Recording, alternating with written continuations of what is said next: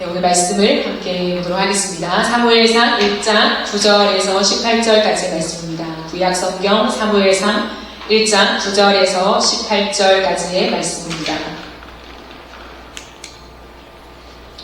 1장 9절부터 18절까지의 말씀을 한 절씩 교독하시고 마지막 절은 함께 읽도록 하시겠습니다. 그들이 실로에서 먹고 마신 후에 한나가 일어나니 그때 제사장 엘리는 여호와의 전 문설주 곁 의자에 앉아 있었더라. 한나가 마음이 괴로워서 여호와께 기도하고 통곡하며 서원하여 이르되 만군의 여호와여, 만일 주의 여종의 고통을 돌보시고 나를 기억하사 주의 여종을 잊지 아니하시고 주의 여종에게 아들을 주시면 내가 그의 평생에 그를 여호와께 드리고 삭도를 그의 머리에 대지 아니하겠나이다. 그가 여호와 앞에 오래 기도하는 동안에 엘리가 그의 입을 주목한지 한나가 속으로 말하되 입술만 움직이고 음성은 들리지 아니하므로 엘리는 그가 취한 줄로 생각한지라. 엘리가 그에게 이르되 내가 언제까지 취하여 있겠느냐, 포도주를 끊으라 하니 한나가 대답하여 이르되 내 주여, 그렇지 아니하니이다. 나는 마음이 슬픈 여자라. 포도주나 독주를 마신 것이 아니오 여호와 앞에 내 심정을 통한 것뿐이오니 당신의 여종을 악한 여자로 여기지 마옵소서. 내가 지금까지 말한 것은 나의 원통함과 격분됨이 많기 때문이다 하는지라. 엘리가 대답하여 이르되 평안히 가라. 이스라엘의 하나님이 내가 기도하여 구한 것을 허락하시기를 원하노라 하니 이르되 당신의 여종이 당신께 은혜 있기를 원하나이다 하고 가서 먹고 얼굴에 다시는 근심 빛이 없더라. 네, 오늘은 기도하라라고 하는 시리즈 설교를 이어가면서 두 번째 시간 소망 없는 자리에서 라고 하는 제목으로 함께 말씀을 나누도록 하겠습니다. 소망 없는 자리에서 기도하라라는 의미가 되겠지요. 오늘 본문에 나타난 이야기는 한나의 이야기입니다. 여러분 한나 이야기 아십니까? 너무 잘 아는 말씀이죠. 한나의 기도는 굉장히 유명하고 2장에 나오는 한나의 노래 또한 굉장히 유명하잖아요. 그래서 한나의 노래라고 하는 실제 그런 찬양도 있는 것으로 압니다. 본론으로 들어가서 오늘 함께 살펴볼 것은 한나는 왜 하나님께 기도했을까라는 거죠. 한나가 왜 하나님께 기도했을까요? 오늘 본문 10절, 11절을 한 번 더 보실까요? 10절을 보시면 한나가 마음이 괴로워서 여호와께 기도하고 통곡하며 11절에 서원하여 이르되 만군의 여호와여, 만일 주의 여종의 고통을 돌보시고 나를 기억하사 주의 여종을 잊지 아니하시고 주의 여종에게 아들을 주시면 내가 그의 평생에 그를 여호와께 드리고 삭도를 그의 머리에 대지 아니하겠나이다 라고 말을 해요. 그러므로 한나는 마음이 괴로워서 기도하고 있다라고 말하고 있죠. 한나는 왜 마음이 괴로웠을까요? 우리가 사실 이미 선재한 지식 속에 한나에게 자식이 없다는 걸 알고 있잖아요. 한나는 불임 상태였습니다. 그러면 자식을 달라고 지금 하나님 앞에 괴로워하며 기도하고 있는 것일까요? 아들이 없으니 하나님 나에게 아들을 주세요 라고 하는 것은 기도의 핵심은 아니에요. 단순히 불임을 고쳐주시사 하나님 나에게 임신할 수 있는 하나님 그러한 은혜를 베풀어 주세요 라고 하는 그 소원을 올려드리는 것이 핵심이 아니었다는 거예요. 한나의 남편이 엘가나입니다. 근데 엘가나에게는 두 아내가 있었대요. 한 사람이 한나고 또 한 명이 분인나예요. 근데 봤을 때는 한나가 첫 아내였던 것으로 추정을 합니다. 그런데 분인나에게는 자식이 있고 한나에게는 자식이 없대요. 이런 상태에서 성경을 보면 매년 예배를 드리러 갈 때마다 분인나가 한나를 몹시 괴롭힌다라고 되어 있어요. 괴롭히는 것이 단순히 한번 그냥 이 여자를 힘들게 하는 것이 아니라 지속적으로 끝나지 않는 괴로움 속에 시달리는 거예요. 그래서 한나의 마음을 굉장히 격동하게 하며 그를 격분시켰다라고 얘기해요. 매년 예배를 드리러 갈 때마다 분인나가 한나를 괴롭혔다라는 거예요. 그러면 이 한나의 입장에서는 괴롭힘을 당하는 게 얼마나 큰 고통입니까? 그죠? 그러니 이 분인나라고 하는 나에게 가시와 같은 이 적수인 이 여자를 하나님 하나님 어떻게 좀 처리해 주세요. 이 여자 때문에 내가 못 살겠어요. 라고 기도했던 걸까요? 근데 본문을 자세히 들여다보면 한나의 기도에는 그러한 흔적이 발견되어지지 않는다는 거예요. 자신을 괴롭히는 건 맞는데 그 분인나와의 관계 속에 하나님 앞에 토로하면서 하나님, 이 여자를 하나님 처리해 주세요. 제가 너무 괴로워요. 라고 기도한 것이 나와 있지 않다라는 거예요. 그러나 한나의 기도의 중심에 보면 분인나와의 관계에서 어떠한 이유가 있는 것은 분명합니다. 분인나는 왜 한나를 괴롭혔을까요? 무엇으로 끊임없이 한나를 괴롭게 했을까요? 저는 본문을 끝없이 읽고 나가면서 한 가지 궁금증이 생겼었습니다. 왜 하필 성경은 매년 하나님 앞에 제사를 드리러 가는 길에 분인나가 한나를 심히 괴롭혔다라고 적어두었을까? 이유가 있는 거잖아요. 초도에서부터 엘가나라고 하는 사람의 가문을 나열해요. 다소 생소한 가문인데 역대상 6장에 보면 그 가문이 다시 나옵니다. 즉 엘가나는 레위 자손의 계열이에요. 무언가 제사와 연결되어 있다라는 거예요. 다시 한번 말하지만 한나가 매년 제사를 드리러 갈 때마다 분인나와 같이 한 가족이 가는데 그때마다 분인나가 한나를 괴롭혔다. 무엇으로 괴롭혔을까라는 거죠. 어떠한 부분이 있냐면 이 당시에 아이를 낳지 못하잖아요. 한 여인이 결혼을 했고 남편이 있는데 멀쩡한데 아이를 갖지 못해요. 그러면 하나님의 가문 안에서는 어떻게 해석하냐면 저 여자는 하나님께 저주를 받은 여자야 라고 하는 인식이 있었어요.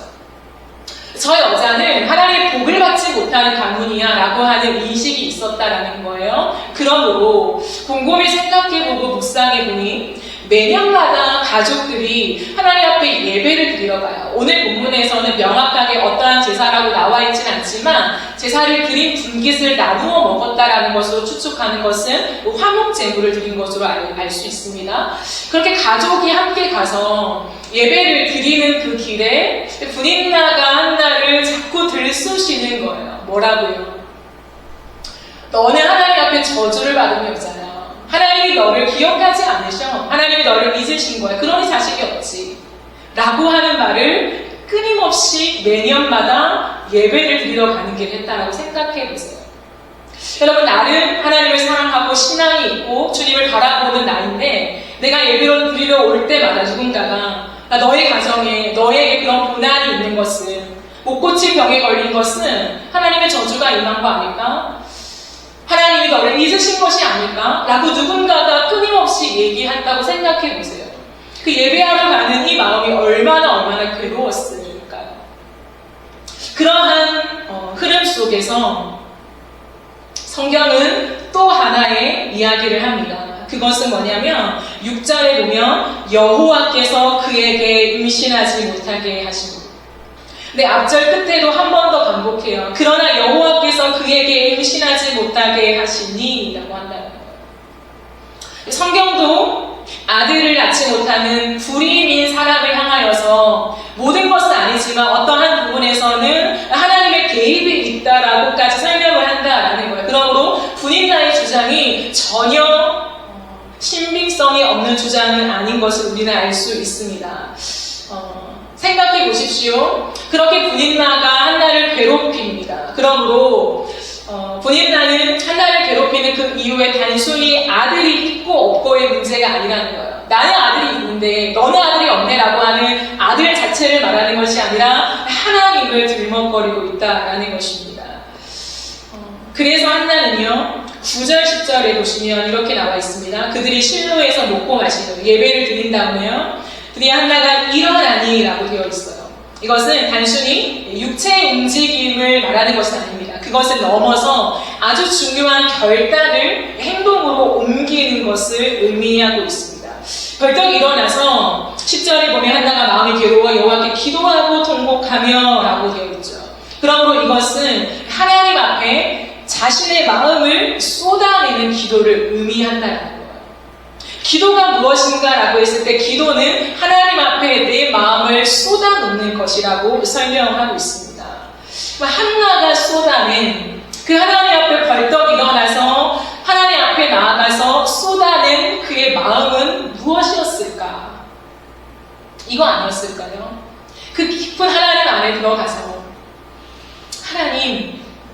정말 저를 잊으셨나요? 모두가 다 한목제를 드리고 기뻐하며 하나님 예배를 받으셨어, 제사를 받으셨어 라고 만족해하는 그 상황 속에 한나만 웃지 못하는, 한나만 걸 즐기지 못하는, 그 채로 다시 한번 하나님 앞에 납작 엎드려 그 심정을 통하면서 기도해 내는 것, 그 골방에서 하나님 앞에 면전에 대고 하나님 정말 저를 잊으셨나요? 여러분, 이 한나의 마음이요, 묵상해 보세요. 정말 너무 괴로운 슬픈 마음일 것 같아요. 왜냐하면 한나의 소망은 오직 하나님이었기 때문입니다. 남편 엘가나는 한나에게 이렇게 말해요. 아들이 없으면 어때? 내가 있잖아. 내가 10아들보다 낫지 않소? 라고 얘기를 해요.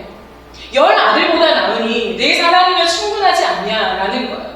실제로 엘가나는 한나를 극진히 사랑했어요. 재물을 나눠줄 때도 분인나보다 갑절이라도 한나에게 줄 만큼 대놓고 한나를 더 사랑했다라는 거예요. 하지만 한나에게는 그 남편의 절대적인 사랑으로도 채워지지 않는 공백이 있었다는 것이죠. 여러분, 여자의 입장에서 한 남편의 사랑을 독차지 않는다는 것이 얼마나 큰 행복인지 몰라요. 그것도 아내가 2명이나 있었잖아요. 근데 아들을 못 낳는데도 불구하고 나를 더 사랑한다라고 했을 때 당당해지기 마련이라는 거예요. 하지만 그 어떤 것도 한나의 마음을 채우지 못했다. 왜냐하면 한나의 소망은 오직 하나님이었기 때문입니다. 그런데 아들이 없는 자신을 향해서 끝없이 쏟아내는 분인나의 말 속에 하나님이 정말 저를 돌보지 않으신 거면 어떡하죠? 하나님이 정말 저를 잊으신 거면 어떡하죠? 매년마다 가족들이 함께 주님 앞에 나와 제사를 드리는데 하나님이 저의 예배만을 받지 않으셨으면 어떡하죠? 분인나의 말이 진짜 사실이면 어떡하죠? 라고 하는 그의 마음의 슬픈 감정들이요. 즉 한나의 괴로움은 단순히 내가 여자로서 아이를 못 갖는 것, 아들이 없는 것, 비교하면서 나는 분인나에 비해서 가지지 못한 것으로 괴로워하면서 하나님 아들 주세요라고 기도하는 것이 아니라 한나의 괴로움의 중심에는 하나님과의 관계가 있었다는 거예요. 하나님, 당신과 나의 관계가 지금 제대로 가고 있는 건 맞아요? 라고 하는 그 슬픈 질문이었다라는 거예요. 1장 10절을 한 번 더 보시겠어요? 한나가 마음이 괴로워서 여호와께 기도하고 통곡하며 서원하여 이르되 만군의 여호와여, 잘 보세요. 만일 주의 여종이란 말이 3번 나와요. 주의 여종의 고통을 돌보시고 나를 기억하사 주의 여종을 잊지 아니하시고 주의 여종에게 아들을 주시며 내가 그의 평생에 그를 여호와께 드리고 삭도를 그의 머리에 대지 않겠습니다 라고 얘기를 해요. 주의 여종, 이 한 기도 안에 한나는 하나님 앞에 자신을 무엇이라 설명하냐면 하나님, 저는 주의 여종이잖아요. 당신의 여종이잖아요. 당신의 여종인데 저를 잊지 마세요 라고 얘기를 한다라는 거예요. 삶이라고 하는 것은 강조의 의미가 있습니다. 그러나 또 다른 성경에서 3이라고 하는 숫자의 의미는 완전수입니다. 그만큼 한나는 자신이 강조하여서 하나님 내가 주의 여종이에요 라고 하는 것을 어필하고 싶었고, 또 한 가지는 뭐냐면 한나는 정말 뼛속 깊이 자신이 누구인가를 설명할 때 완전히 나는 주의 여종이에요 라고 하는 것을 드러내는 표현이 아닌가 생각해요. 여러분도 하나님께 기도할 때 내가 선호하는 표현이 있잖아요. 하나님 주의 종이에요. 아니면 하나님 주님의 딸이에요. 주님의 아들이에요. 뭐 여러 가지 여러분만의 표현이 있잖아요. 그것은 하나님과의 관계 안에 설정된 하나님과 둘만 아는 비밀의 키워드라는 거예요. 한나는 그것을 주의 여종이라는 단어로 끊임없이 설명해 나간다는 거예요. 길지 않은 그 기도 속에서도요. 주의 여종이라고 하는 것은 첫 번째는 자신의 정체성을 나타냅니다. 주의 여종, 이것은 나는 하나님께 속한 자라고 하는 것을 말합니다. 즉 한나는 이것을 어필하고 싶은 거예요. 하나님, 저 아시죠? 하나님, 저는 하나님이 아니면 설명될 수 없는 사람인 거 하나님 아시죠? 여러분, 이런 표현이에요. 단순히 갖다 붙일 수식어가 없어서 그냥 흔하게 쓰는 주의 여종입니다 라고 갖다 썼다고 저는 생각하지 않아요. 그의 심정을 토하는, 마음을 쏟아내는 그 기도 속에 인생을 흔드는 그 자신의 상황의 한 복판에 서서 주님 앞에 기도를 통할 때 어찌 그냥 상투적인 표현을 써서 주님 앞에 기도할 수 있단 말입니까? 절대 그럴 수 없어요. 한나의 상황을 이해한다면. 그러므로 그는 하나님 앞에 나아가서 하나님, 저는 그냥 평범하게 사는 사람이 아니라 저의 인생은 하나님으로만 설명되는 사람이에요. 그게 저잖아요? 라고 어필하는 거예요. 그리고 또 하나는 주의 여종이라는 말 속에는 하나님께 쓰임받는 자라고 하는 의미가 당연히 들어가 있겠죠. 여종이니까요. 자신의 삶의 목적을 밝히는 것입니다. 하나님, 저는 하나님께 쓰임받기를 기뻐하며 지금까지 살고 있는 주님의 여종입니다 라고 하는 자신의 삶의 이유, 삶의 목적을 담아서 주님 앞에 기도하고 있는 것이죠. 한나는 하나님께 쓰임받고 싶은 여자였던 것 같아요. 그러므로 뒤에 다시 살펴보겠지만 한나의 소원은 뭐냐면 단순히 아들을 얻는 것. 하나님, 군인나가 나를 너무 힘들게 하니까 저 정말 자존심이 너무 구겨지니까 아들 좀 주세요, 하나님. 그러면 하나님, 내가 다시 당신께 드릴게요. 여러분, 이러한 표현이 아닌 거예요.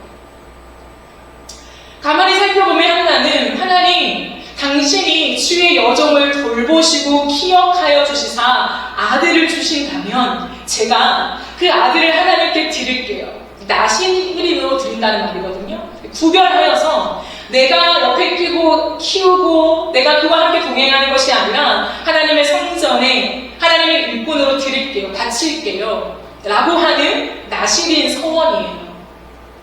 그러니 그렇게 아들 자체를 갖고 싶었다면 어떻게 다시금 드린다고 기도할 수 있겠냐고요.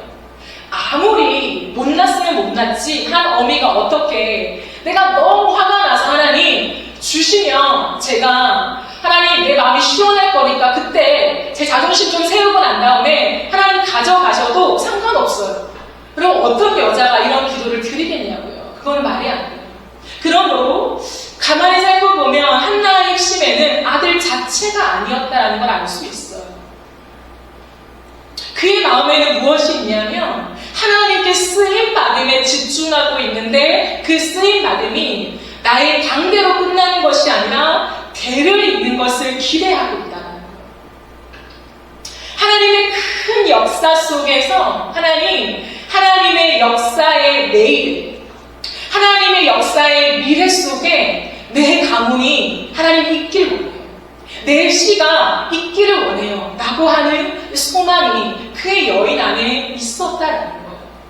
여러분, 우리는 어쩌면 단순히 이 이야기를, 스토리니까요, 이야기를 읽으면서 한 가정이 있었는데 한 남자의 아내가 2명이네. 근데 한 명은 아들이 있고 한 명은 아들이 없네. 그러니까 한나가 괴로운 하나님 앞에 아들 달라고 기도했구나. 근데 하나님이 그 기도, 간절한 기도를 들으시고 눈물의 통곡을 들으시고 아들을 주셨네. 5명이나 더 주셨네. 하나님께 드렸더니 이렇게 해석을 하는 경우가 사실 더 많다는 거예요. 그러나 본문을 다시 한번 자세히 들여다보고 한나의 정황을 가슴 깊이 한 사람의 인격 속에 이해한다면 결코 아들 달라는 기도를 드리지 않았다는 것을 금방 알 수 있다는 거예요. 그러나 여러분, 아무도 이런 한나의 마음을 이해하거나 알아주지 못했습니다. 남편인 엘가나는 이렇게 말해요. 뭐 어때? 나로 만족하자. 제사장이었던 엘리는 뭐라고 합니까? 술에 취했소. 그만 기도하고 돌아가시오. 그 여인을 술 취한 여자로만 바라보게 되었다는 거예요. 함께 예배를 집행했던 홈리와 비나스도 한나의 기도나 감정에는 전혀 관심이 없습니다. 왜 그럴까요? 왜 한나의 마음은 애가 타서 하나님 앞에 마음을 쏟아내는 통곡의 기도를, 온 힘을 쏟아내는 그 애통의 기도를 드리는데 아무도 한나의 기도에 관심을 가지지 되지 않을까요? 그 어느 누구도 하나님께 소망을 두고 있지 않는 시대였기 때문이에요. 하나님을 소망한다라고 하는 것이 무엇인지 감각이 없는 사사시대의 한복판을 걸어가고 있었기 때문입니다. 엘가나는 사랑을 충족시키는 아내 한나가 있고 아들을 주는 분인나가 있기 때문에 만족하며 살아갔어요. 분인나는 남편도 있고 자식이 있기 때문에 만족하며 살아갔다는 거예요. 엘리 제사장은 나이가 이제 90일이었고 자신의 아들들이 제사장을 집행하고 있기에 그 아들들을 극진히 사랑함이 그의 마음을 채우고 있었다라고 말해요. 그래서 하나님은 엘리의 죄를 지적하면서 뭐라고 하냐면 엘리야 너는 나보다 너의 아들들을 더 많이 사랑한 것이 죄다 라고 하나님이 지적할 만큼 하나님보다 자식을 더 사랑했어요.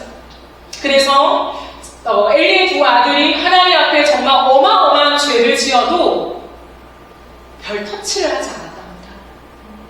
홈리와 비나스는 하나님 앞에 제사드리는 수많은 사람들의 재물 속에 하나님께 드려야 마땅한 가장 좋은 부위를 하나님 앞에 제사를 집행하기 전에 자신의 것으로 취하고 먹었어요. 그리고 예배를 섬기는 여인들과 함께 동침하는 죄를 저지르면서 너무 아무렇지 않게 살아갔다라는 거예요. 이것이 소문이 쭉 났습니다. 많은 사람들이 엘리 아들들이 어떻게 행실을 하고 있는지 다 알았어요. 그래서 엘리가 엘리 아들들한테 이렇게 말합니다. 얘들아 그만 좀 해라. 너희의 소문이 악한 행실이 다 소문이 났다 라고 말해요. 이것은 훈계가 아니었어요. 그냥 입술로 그냥 형식적으로 얘기하는 것이었다는 거예요. 그러니까 그 행동을 저지할 어떠한 의도도 엘리에게는 없었던 것을 하나님은 지적해내고 있다는 거예요. 종합해 볼 때 그 어떤 사람도 하나님을 소망으로 삼지 않았다는 거죠. 그저 내게 있는 것으로 만족하며 살아갔다라는 것. 그러니 그 한복판에 어찌 한나와 같은 애통의 기도가 나올 수 있겠냐라는 거예요. 여러분 오늘날도 똑같아요. 우리가 살아가는 일상 속에요. 내가 필요로 하는 많은 것들이 놓여져 있잖아요. 아들도 있고 남편도 있고 애인도 있고 부모도 있고 돈도 있고 재능도 있고 그러면 만족하며 살아요. 물론 하나님을 믿지만 절박함, 긴급함, 애통함 없어요. 누군가는 더 가지고 싶은 욕심 속에 나아갈 수도 있겠죠. 그러나 또한 큰 부분은 그냥 만족한다는 거예요. 뭐 어쩌겠어 내 삶이 여기까지면 그냥 이 상태로 만족하면서 걸어가다 보니까 마음이 밋밋한 거예요. 그냥 쏘쏘 나쁘지도 않고 좋지도 않은 그냥 오늘 하루 감사하며 만족하며 걸어가기를 좋아하는 거죠. 그 속에서 이뤄가는 게 한 가지밖에 없어요. 그건 뭐냐면 기도라. 그러니 기도할 필요가 없는 거죠. 기도를 왜 합니까? 기도할 이유를 상실해 가는 것입니다. 죄악이 가득한 사사시대의 끝입니다. 사사시대의 핵심을 한 줄로 말하죠. 자기 생각에 옳은 대로 행했던 시대였다. 하나님의 백성들이에요. 다 하나님의 선민들이라고 일컫는 사람들의 그 한 줄을 남기는 게 뭐냐면 각각 자기의 생각에 옳은 대로 행했던 시대. 그게 사사시대. 가장 영적인 암흑기. 하나님이 가장 아파했던 시기. 하나님의 임재가 나타나지 않고 말씀이 끊겨버린 그 시대. 그 시대는 딱 한 가지의 특징. 사람이 하나님을 믿긴 하지만 오늘도 내 생각에 옳은 대로 행한 그 시대라고 한 줄 평을 남겨요. 하나님.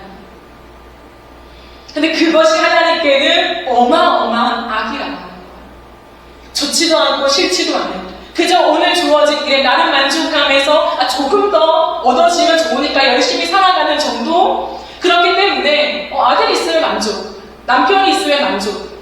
그 속에서 하나님을 향한 한나와 같은 애다름이 없는 애통의 눈물이 무엇인지조차 상실해버린 것이 하나님의 입장에서는 가장 큰 죄악이라고 주님 말씀하십니다.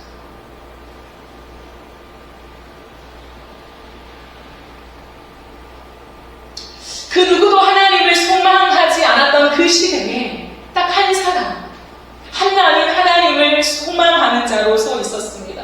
소망 없는 자리에서 자신의 어떠함이 아니라 하나님 한 분만을 소망하면서 하나님이 자신을 잊지 않으셨기를 바라고 있습니다.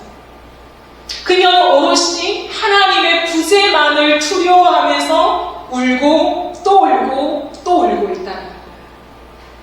근데 놀라운 것은 그 마음이, 그 애통해야 하는 그 마음이 하나님 앞에 닿자, 하나님의 심정에 닿자 하나님이 한나에게 아들을 주셨다는 거예요. 왜 그럴까요? 왜? 간절히 애통해하며 기도할 때 하나님의 마음을 흔드는 것일까요? 눈물을 뿌리며 목이 쉬어라 하나님 앞에 기도할 때, 아니면 한나처럼 말을 하지 못할 지경까지 정말 깊숙이 들어가 하나님 말을 붙잡으면서 하나님 아들 주세요 라고 하는 그 밑바닥에 기도를 드릴 때 하나님이 감동하셔서 아들을 주시는 건가요? 그렇지 않다는 거예요. 하나님은 그 시대에 동일한 시대와 동일한 시간을 살아가면서 하나님이 온 땅을 두루 살피사 하나님을 찾는 한 사람이 있었다라는 거예요. 그 한 사람은 누구냐면 하나님을 소망으로 삼고 살아가는 사람. 하나님, 내게 많은 것이 있어도 하나님이 없으면 나의 미래는 없습니다 라고 고백하는 그 한 사람. 하나님이 혹시나 나를 잊으시면 어떡하지라고 하는 두렵고 떨림 속에 오늘도 마음을 쏟아내며 하나님 앞에 미친 여자처럼 기도할 수밖에 없는 그 심장을 가진 그 한 사람. 하나님은 그 한 사람을 찾고 계셨는데 드디어 찾아내셨다는 거예요. 누구를요? 한나를. 그때 한나의 심정과 하나님을 찾는 그 사람이 맞아 떨어져서 하나님은 한나에게 그의 소원을 들어주시는 것으로 응답하십니다. 그것은 단순한 아들을 주는 것 이상으로 미래를 주는 거예요. 내가 너를 통하여 나의 미래를 만들어갈 것이다. 하나님의 내일의 역사에 한나가 있게 하는 영광을 허락해 주셨습니다. 여러분, 여러분의 삶에 기도가 있으십니까? 기도하지 않는 사람은 나의 미래가 나의 손에 달려 있다고 믿는 사람이에요. 그게 어떠한 미래의 그림이든 상관없이, 좋든 좋지 않든 상관없이 나의 미래가 내 손에 달려있지 뭐. 내가 오늘 일한 만큼, 내가 태어난 이 환경만큼, 내가 달려간 열심만큼 내 다음의 미래를 그려갈 수 있는 것 아니야? 하나님의 도우심이 있겠지만 갖다 붙이는 거죠. 그러나 결국 그 중심에는 무엇입니까? 내가 있는 거예요. 내가 열심히 일하고 내 스펙을 쌓고 내가 경력을 올리고 내가 많은 것들을 마련해 놓을 때 내 미래가 있는 거야 라고 생각하는 것이 너무 확고하여서 기도하지 않는 거예요. 반대로 말하면 내 미래가 하나님으로부터 설계된다는 것을, 보장된다는 것을 아는 사람은 오늘도 기도할 수밖에 없죠. 더 나아가서 내가 꿈꾸는 미래에 내가 원하는 그림을 조각조각 넣어놓는 것이 아니라 하나님의 미래의 역사에 내가 있고 싶은 것이 내 미래의 그림이라면 그 사람은 기도하지 않을 수 없죠. 때로는 우리가 기도를 하지만 어쩌면 세상의 다른 종교가 비는 기도와 유사한 기도를 하고 있지 않을까요? 하나님 아들이 없어요. 아들 주세요. 하나님 저 불임이에요. 하나님 역사와 기적을 일으켜주세요. 하나님 저에게 군인나라고 하는 적수가 있어요. 하나님 저를 괴롭히는데 그 여자를 하나님 처치할 수 있는, 하나님과 이겨낼 수 있는 마음을 주세요. 때로는 무시할 수 있는 견고한 마음을 주세요. 아니면 함정을 파놓고 그 사람이 그 함정에 빠지기를 기다리는 악한 본성의 기도가 때로는 우리의 기도가 될지도 모르겠어요. 그것은 세상 사람들이 어떠한 신을 향하여 비는 기도와 별 차이가 없는 것이 아닐까요? 우리의 기도는 과연 어떠한 기도의 모습으로 가고 있는 것일까요? 한나의 중심에는, 그 기도의 중심에는 삶의 형편이 있지요. 어려움을 담고 있지요. 내게 필요한 것들을 간구하는 그 내용들이 있지요. 그것을 전혀 하지 말라는 것이 아니에요. 그러나 그것 자체를 얻어내는 것이 목적이 아니었다라는 것을 설명하고 있는 것입니다. 한나의 핵심 속에서는 하나님과의 관계, 그 관계가 지금 어떻게 되어 있는가가 그의 기도가 그의 기도의 핵심이었다는 것을 지금 얘기하고 있는 것이죠. 놀라운 것은 하나님은 그 한나의 기도를 통하여서 그 개인의 고백을 넘어 그 개인의 고백에 시대를 담아내는 응답을 하시게 됩니다. 사사시대 끝 무렵이에요, 여러분. 영적인 지도자가 정말 완전히 타락해져 버린 시대예요. 여러분 생각해 보세요. 끔찍하지 않습니까? 목회자가 성도가 헌금을 드리는데 그 헌금을 다 갈취해 간다고 생각해 보세요.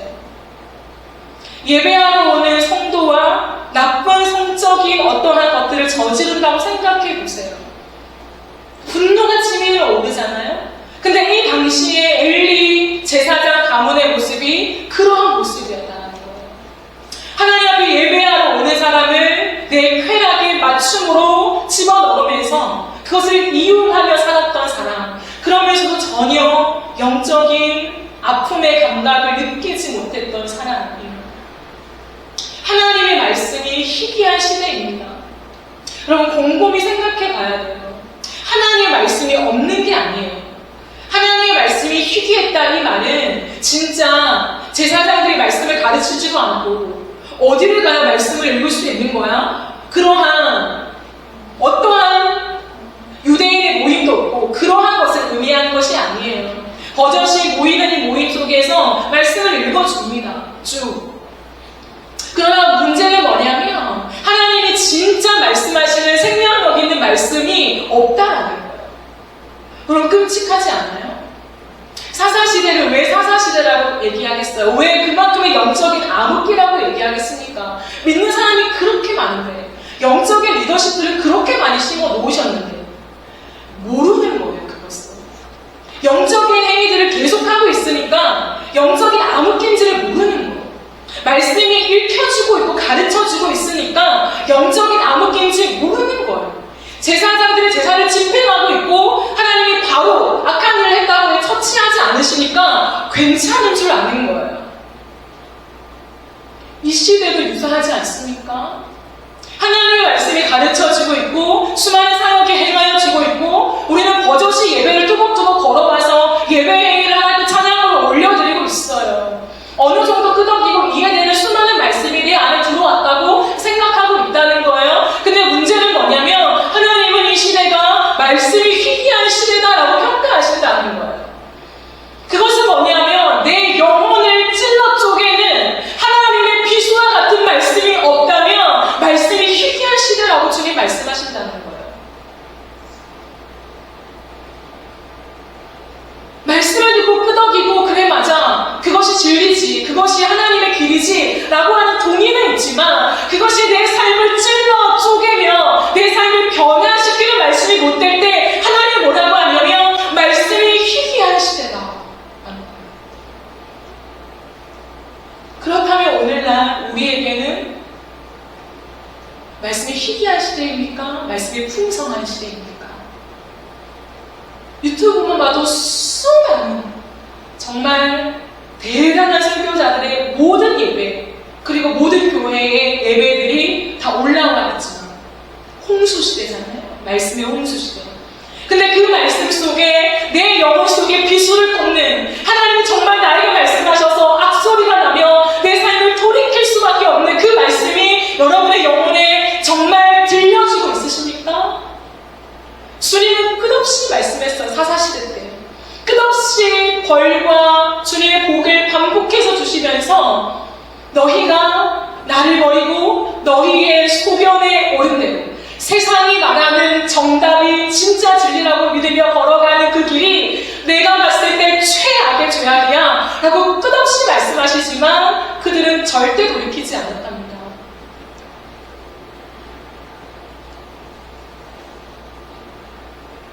하나님 입장에서는 미래가 없는 거죠. 세울 영적인 지도자가 없는 거죠.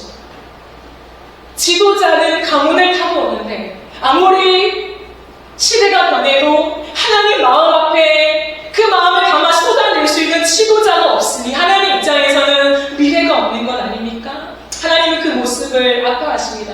그러나 하나님께서 그 흑암의 역사를 뚫고 이제 소망의 역사로 바꿔내기 위해서 다시금 바보처럼 사람을 찾으시는 거예요. 버리면 되는데, 사람을 끝내면 되는데 하나님은 그렇게 하지 않으시고 또 바보처럼 어디 없나? 그럼에도 불구하고 나만을 소망으로 삼으며 나를 자신의 미래로 삼으며 나를 바라보는 그 누군가 없나? 라고 찾고 계신다라는 거죠. 그 하나님의 마음. 하나님 당신만이 나의 소망입니다. 하나님 당신만이 나의 미래입니다. 하나님 내게 많은 것이 있어도 하나님이 함께하지 아니하시면 나에게 미래가 없고, 하나님 나에게 아무것도 없어도 하나님 당신이 계시다면 나에게 미래가 있습니다 라고 고백하는 그 한 사람이요. 그 한 사람이 한나가 되었을 때, 여러분 잘 보세요. 한나에게 아들을 주시면서 사무엘을 세우십니다. 한나의 그 신앙을 이어받은 어릴 때부터 하나님 말씀으로 에봇을 입고 성전에서 자란 그 사무엘에게 말씀이 희귀하여 아무도 하나님의 말씀을 들을 수 없는 그 시대 속에 아픈 하나님의 마음을 느낀 한 사람 사무엘이었죠. 그 어린 사무엘에게 사무엘아 엘리 가문이 망할 것이다. 여러분 이 엄청난 말씀을 담아주세요. 제사장이지만 그들은 나를 두려워하지 않았어. 나를 멸시했어. 나를 없는 존재 취급했어. 그래서 내가 그 가문을 멸할 거야. 그러나 너를 통하여 내가 이 시대를 세워갈 거야. 그렇게 하나님은 사람을 세워가시며 시대를 바꾸십니다. 그래서 새로운 시대가 도래하게 됐죠. 사무엘의 시대요. 그 사무엘을 통해서 하나님은 다윗에게 기름을 붓게 됩니다. 그리고 그 기름 부은 다윗을 통하여서 하나님 이 땅의 유일한 소망 되시는 예수 그리스도가 오시는 그 길을 예비하시게 합니다. 그것이 누구의 기도로부터요? 한나의 기도로부터요. 그러고 하나님은 칠흑같이 어두운 사사시대 때 아무리 두루번 찾아도 하나님의 마음에 맞는 사람이 없는 그때에도 포기하지 않는 하나님의 심장이 온 땅을 두루 감찰하여 찾아내실 때에 하나님 앞에 마음을 쏟아내는 그 한나가 있었답니다. 그러므로 보세요 여러분, 하나님이 그에게 임신하지 못하게 하신 게 맞죠. 그러나 더 중요한 한 가지 사실이 있습니다. 그건 저주가 아니었다는 거예요. 한나의 그 마음이 그 자그마한 씨앗 속에 하나님밖에 몰랐던 그 마음이요, 자라서 그의 마음을 다 삼켜버릴 만큼, 이제는 아무것도 할 수 없을 만큼 하나님 앞에 납작 엎드려서 이제 하나님과 나의 관계 속에 정말 하나님 나를 잊으셨나? 그거 확인해보자 라고 크게 달할 만큼 하나님은 기다리시는 거예요. 하나님의 정확한 타이밍 속에. 그래서 그 씨앗이 자랄 때까지 임신하지 못하게 하신 거죠. 그러므로 누군가 고난이 있다, 누군가 이해 못할 어려움이 있다 라고 했을 때 쉽게 하나님의 저주다, 하나님이 돌보지 않는다 말할 수 없는 것이죠. 그 고난이 차고 찰 때에 그 마음속에 빚어내는 하나님을 향한 소망의 이 모든 열매가 영롱하게 익었을 때에 하나님은 그때 한나에게 당신의 마음을 비추시며, 그래 내가 이 땅에 나만을 소망으로 삼으며 너의 미래가 너의 손에 달려있는 것이 아니라, 너의 남편에게 달려있는 것이 아니라 나에게 달려있다고 믿는 너의 고백 속에 나의 미래를 담아낼 것이다. 내가 내 역사를 써갈 것이다. 그 영광을 한나에게 주신 것입니다. 그러므로 여러분, 소망 없는 자리에서 누가 하나님만을 소망으로 삼고 기도하시겠습니까? 사탄은 세상이 필요하다라고 말하는 그것들이 없는 나의 틈을 끝없이 비집고 들어와서 하나님이 너를 기억하지 않아서 그래, 너를 돌보지 않아서 그래, 너의 행위가 쌓이지 않아서 그런 거야 라고 우리를 뒤흔들 때 누가 기도의 자리로 나아가 하나님 앞에 마음을 쏟아내시겠습니까? 소망 없는 자리에서 내 마음을 쏟아내며 기도할 때에 하나님이 나의 미래가 되시는 놀라운 응답이 임하게 될 것입니다. 이것을 소망하는 사람이 있어야 한다는 거예요. 오늘 우리는 이 한나의 기도 속에 나의 기도를 돌아봐야 돼요. 그리고 내 마음을 돌아봐야 돼요. 여러분, 한나가 만약에 뭐 그래, 아들 없으면 어때? 남편에 극진한 사람이 있는걸 이라고 생각했다면 그의 인생은 거기서 끝나는 거예요.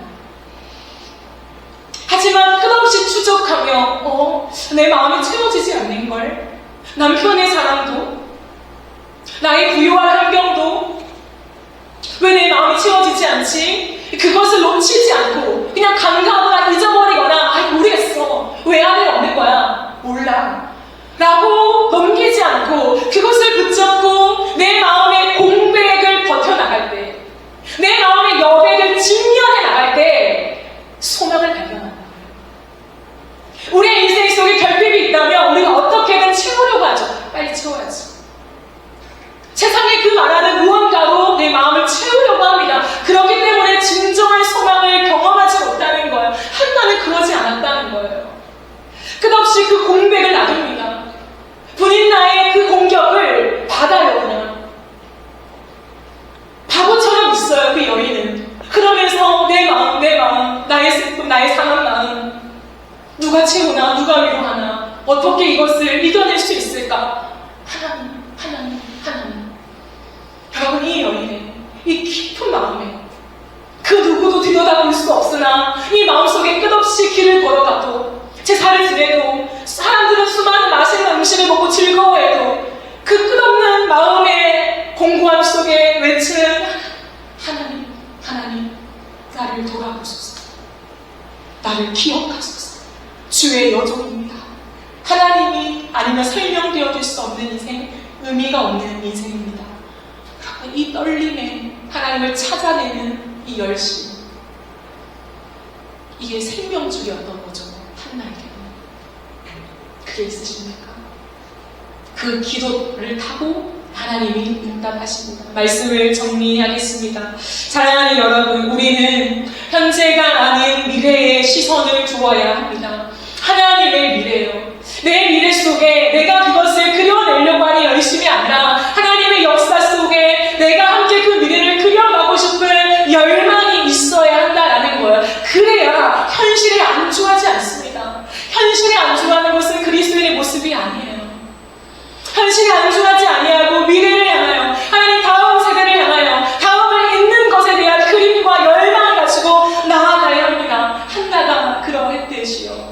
하나님 대대로 내가 하나님을 섬기는 주의 여종으로서 하나님께 쓰임받는 것이 나의 소망이오니 주님, 나에게 아들을 주소서. 그러면 당신의 성전에 이 아들을 바쳐서 하나님, 이 시대에 하나님을 정말 잘 섬기는, 하나님의 말씀에 살고 죽는 그런 아들로 키워낼게요. 그럼 너무 멋있지 않아요? 엘리를 비난하지 않았어요. 엘리의 아들들을 완전히 정죄하거나 그에게 모든 화살을 돌리지 않았어요. 자신이 하나님과의 관계 속에 하나님, 내 아들이 하나님 앞에 바보선 한 사람이 되어주도록 제가 키울게요. 그러니 아들 주세요. 하나님의 미래에 하나님이 웃으실 수 있도록, 하나님 흑암의 역사가 아니라 소망의 역사가 담겨지도록 내 아들을 드릴 테니 하나님, 나에게 아들 주세요. 여러분, 이것이 한나의 기도였어요. 그 한나의 기도가 오늘 우리의 기도가 될 때에 우리의 개인을 넘어서 우리의 다음 세대들 또한 하나님의 그 웃게 하시는 역사에 쓰임받는 그러한 사람들이 많이 세워지기를 간절히 바라고 소망합니다. 우리 함께 찬양하고 기도하는 시간을 가지도록 하겠습니다.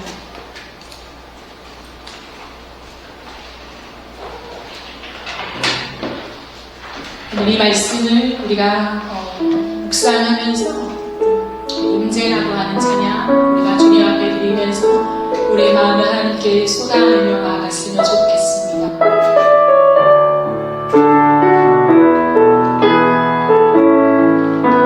하늘의 문을 여소서, 하늘의 문을 여소서, 이곳을 주목하소서. 주를 향한 노래가 거치지 않으니 하늘을 열고 보소서. 이곳을 임재하소서.